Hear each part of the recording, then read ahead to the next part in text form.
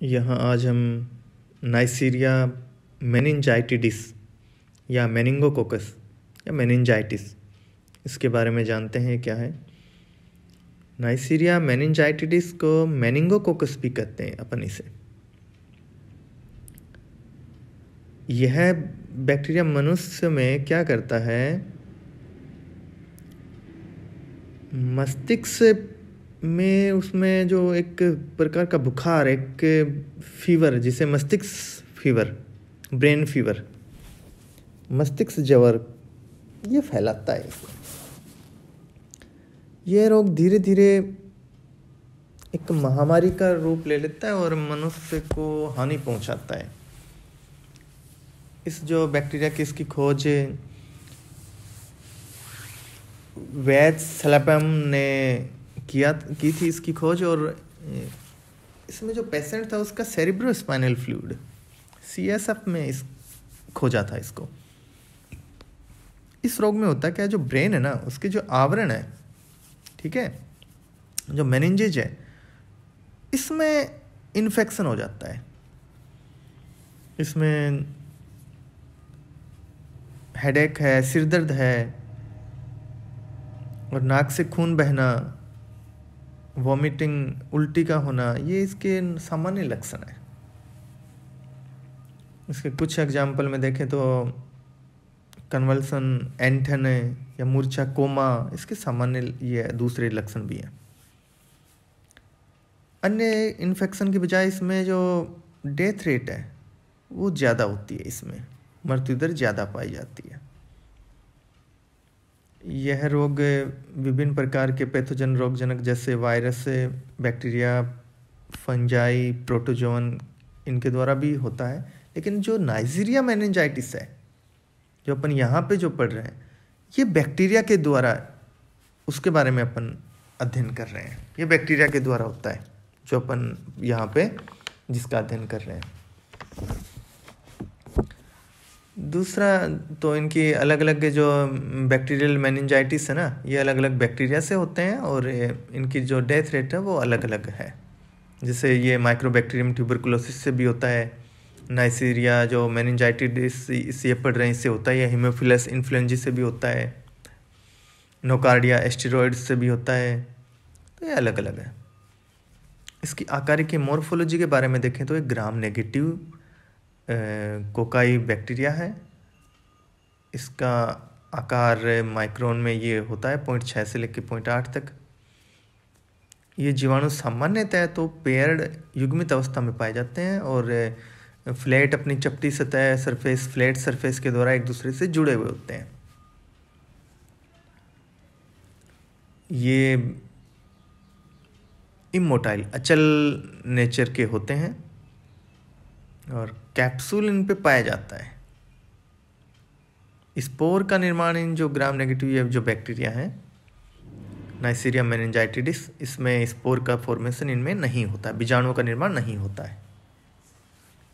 जिसके कल्चर के जो करेक्टर हैं वो अपन इनमें देखें तो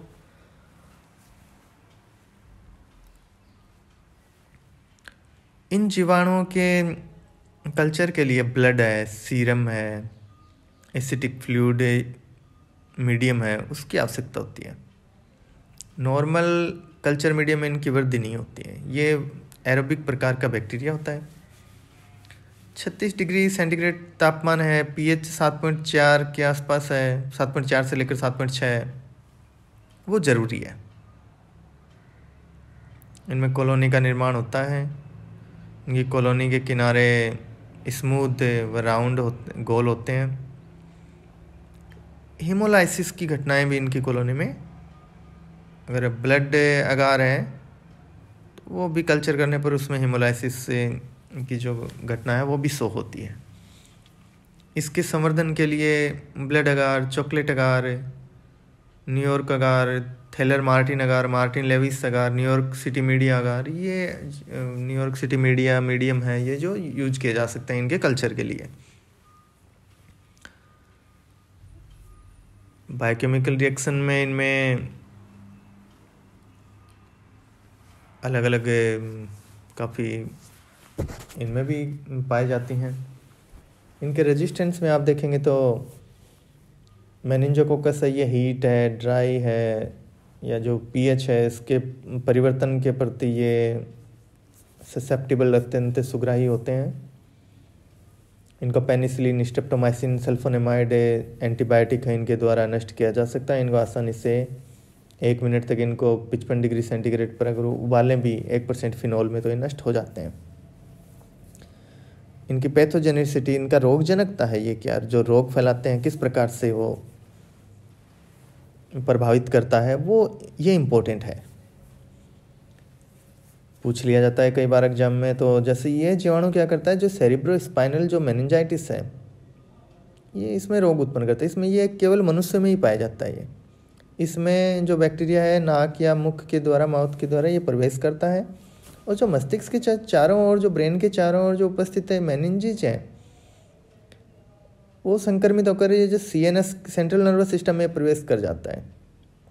इन जीवाणु से मेनिंजेज है, जो नर्व टिश्यू है, न्यूरॉन है, मस्तिष्क के जो कॉर्टेक्स भाग है, इसमें पस से जो वाउंड है, पस युक्त घाव है, ठीक है, मवाद युक्त जो घाव वो बन जाते हैं। फिर उन्हें क्या होता है, मेरुरज्ज जो द्रव है, स्पाइनल जो फ्लूइड है, ये जीवाणु क्या तो डब्ल्यूबीसी के अंदर उपस्थित होते हैं या फ्री लिविंग रहते हैं।